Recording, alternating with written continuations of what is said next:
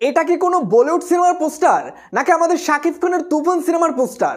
অবশ্যই শাকিব খানের তুফান সিনেমার পোস্টার। ভাই ব্রাদার, রায়হান রাফি শাকিব খানের তুফান সিনেমার পোস্টারের মাধ্যমে এটা আমাদেরকে কি দেখাইলো? পুরাই মাথা নষ্ট পোস্টার। দেখেন ভাই ব্রাদার, এখন পর্যন্ত সিনেমা এখনো অনেক দূরে রয়েছে। এখন পর্যন্ত টিজার টেইলার কিছুই আমরা দেখতে পাইনি।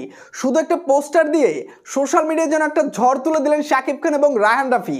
দেখেন পোস্টারটা দেখলে আপনারা বুঝতে পারবেন শাকিব খানের মুখে এক জ্বলন্ত সিগারেটে শাকিব খানের লুকটা দেখেন, মনে হয় যেন বোম্বের কোনো হিরোকে আমরা দেখতে পাচ্ছি। দেখেন শাকিব খানের কিন্তু আরো দুইটা সিনেমার পোস্টার বের হয়েছে, এক দরজ সিনেমা, দুই রাজকুমার সিনেমা।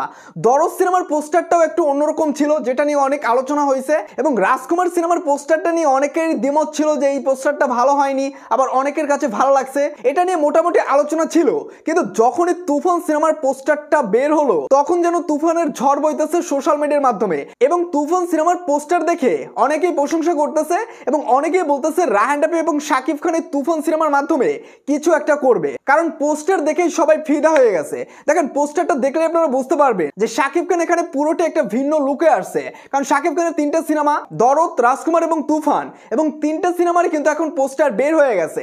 কিন্তু দুইটা সিনেমাকে পিছিয়ে ফেলে তুফান সিনেমার পোস্টার নিয়ে সবাই এখন মাতামাতি করতেছে, কারণ এই সিনেমা দিয়ে তুফান সিনেমা দিয়ে কিন্তু রায়হান রাফি ভাই আগেই বলছে যে সকল রেকর্ড ভেঙে দেবে তুফান সিনেমা। আমার ওই পোস্টার দেখার পর মনে হইতেছে যে বাংলাদেশ চলচ্চিত্রের আগে যত সিনেমার রেকর্ড ছিল সব ভেঙে দেবে তুফান সিনেমা। তো ভাই ব্রাদার, আপনাদের এই পোস্টার দেখার পর কি মন্তব্য হচ্ছে? আপনাদের কি মনে আসতেছে শাকিব খানকে নিয়ে এবং রায়হান রাফিকে নিয়ে? অবশ্যই আপনার মূল্যবান মতামতটি কমেন্ট বক্সে জানিয়ে দেবেন।